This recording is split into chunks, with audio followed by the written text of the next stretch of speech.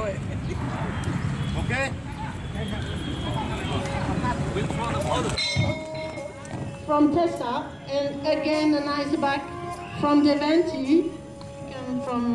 Julian. Oh, it was a missed again, but yeah. I'll start on again. That was, and this is the ball from, again, South African. I think it's interesting. They've got a beautiful eye for the ball, and it's a great game. How are the horses? They're lovely. They're interesting. They're very different to our horses, but I'm enjoying it thoroughly. I'm sure my teammates do as well. I'm Safrantini. And how do you feel the game you're playing now? I think it's a nice, tough game. I think it's flowing nicely. The girls are a lot stronger than what we expected, and we're enjoying the ponies. It takes a bit of a while just to get used to them, but I think by the end of this game we'll have a good feel for how the horses go. At the moment it is 2-2, and so after this half, I wish you better luck. Thank you. Okay, Fantastic. They ride very, very well. Brilliant outfit. And I think it's anyone's game at the moment. I saw your stick work. Very good stick work. Thank you. So please introduce yourself and just say. Here you go. I'm Tessa, and these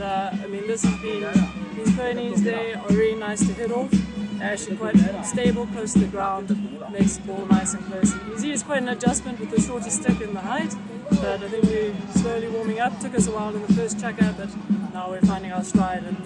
we're able to be a bit of competition for these Manipuri girls too.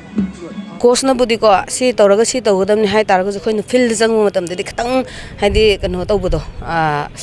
haidi wat pa hai tare ko haidi aina si tawraga di aina smain thaugi taraga aina smain inage ha baje khatang wali course na di dum haibi doi taraga jo khoin field janga kan di khatang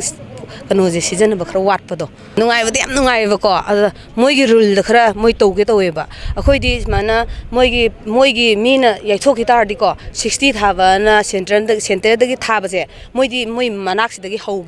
hauge na taweba ada akhoi hare akhoi di India IP run da sanaji moi gi du tawbo de akhoi jo han bo oibani na adu akhoi da kano tawde adu na mayai dagi dum akhoi 60 thajage haraga akhoi mana tawraga thaieba akhoi India da sanarabani na ko akhoi India gi rule to honinge ba maram di moi khatang gi oina rule na taba akhoi India da la adi akhoi jo heng moi rom da chadi moi gi rule sanajani dana India gi rule di sanaroiba adu akhoi India da la abani na India gi rule da sanabani henna phaieba khena bayam lei haidi sanababudi dum nungai ba moisu doisu USA Argentina mamang da lakhiba gaise akhoi di haidi akhoi India gi rule da dum moisu apply toroga dum sanayeba adu moi gi apply da oina taweba adu akhoi na haire smain toroga tawsi adu sanaba nungai na ba haidi moi di throw one hobuga je ko mayai da hobo dawje moi di moirom do ina dum howeba na matamda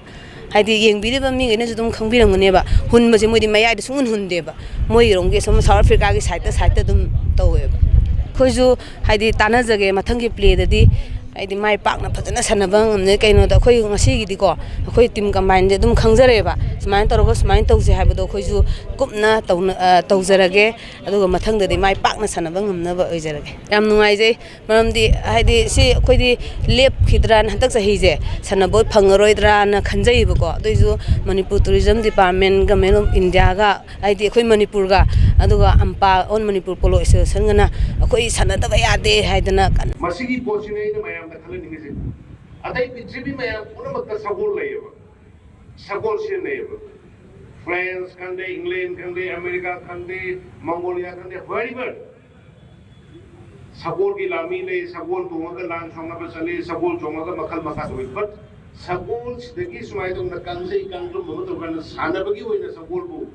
season nani haibagi adu ki wakhalo na adu ki pop bukhra ka tawge ba adu ki pai ku shudu ni dai koina ningsing da ba moi wakhalo du ne koina ngasi respect over honor to bo lai se ko man mi sa nga ku phar ga sanani si every people na ba khan bu po da te adu ki bo du nai na idan thamjari aduna anyway mapana ki lapiri be team si COVID-19 kari lagi baduna koi khara phajana lapang amde to team ani di lapire koi India ki team ani umama ka team manga ni sandari se alo matung da di koi inner kangla manung ka lagi ba निंथौ हाकतगी निंथौ लोंबी कियाम्बा निंथौ महाराज की हाकतगी सानरमी है जगह अदुमक्तु हुजिकी लेरिबा helipad सिनी है helipad लेरिबा पोसी निंथौ कियाम्बगी मतमदु सानरम BC की वारिनी मधुगी मफम ने है अदुबु मधु British ना लाबा मतुं लाथने की ममांग कांगागी दे कोई सोमनिंग लोग पुथोगा सगो कांगजे सानरबे अदुगी मफम दुदा हंदा कोइना कोई इपाई पुना हुदुगुना सगोल कांगजे की मिंगदा टूर्नामेंट हुदुगपनी हम चावना फर्स्ट प्राइज दु अनेम पैसा यामनो दा केलो फर्स्ट प्राइज लुपा लाख अनि दौरकांदा अदगी पोनी सी योखदनबा पोनी हिदनबदंते कोई मणिपुर पुलिस दा पोनी की कोई टीम थंगरे लोइना मणिपुर की लेरिबा बटालियन सिंह आम बटालियन सिंह दा एटलीस्ट सबोन तरा फजना मोइबु सेनबी साबीद्र योपीद्र थंदनबगी कोई सिंग्रे अदुग लोइना पांगई दा अचौबा मफम अमा कोई सबोल की मागी चाननबा पांबी गदु थाना वेटरनरी डिपार्टमेंट की मखादा यम चाउना एकर तरा मरी मंगा की एरिया में कोई फजना जिना पी के थाना लेरे लमफेल पार्ट 30 एकर्स कोई पोनीसी की थादोफम सेमगा लेरे अनैना मयामदा अपील तौनिंगबसी असी सबोल सानबीरिबा यावबीरिबा चिलिनाव मयामदसु यारिंगै युमदा करीदा मफम चिल्लकबनिदा थमम खोफम लेत्रगसु कोई लमफेलगिदा नत्रगना पांगैगिदा लेरिबा मफमसिदा सगोल सिटी थंबीरगा सोरोक्ता करीदा लंबीदा लमजावदा थादोकबिदुनबा इमासिम खतंसु मसिगी खुदों चाबसि लौरगा अपील तौजनिंगे अदुगा G20 की हंचितगी लाकादोरिबा कनोगी पृथ्वी लेबा कुंथ्रागी लाकादोरिबा सौग डेलीगेशन सिगी मया मरक्सिदा सोरोक्ता अखोगी सबोन चादना लेबा अदगी संग थादोकन लेबा मदुमसुई मयाम सबोन मपुसिंग सन मपुसिंग अदुगा मणिपुर की लेबिरिबा लॉ एनफोर्सिंग एजेंसी सिंग मदुमसु खितंग यार टोबियु मोई लापगी मतम खक्तगी सुरत नाइ नो जायजगी बदमाइना अखोइना मफम पिजरिबा पांगई याम चाउन फजना लेरबनी वाल खादना अदगी नोंग सि ताराबसु मोगी लेबम संग लेरबनी अदगी लमफेलदा लेरबा जगह से एनी दरकार लेबदा सबोल अदुम हाजलदा थंबा यारबनी अदुना हाइरिबा पोस्टिंग सि कोई ऑर्गेनाइजेशन लेबिरिबा सिंगसु मतेंग पांगबियु लोय अदुगा लोइना सबोल लोइबिरिबे सिंनाव मयामसु मतेंग पांगबियु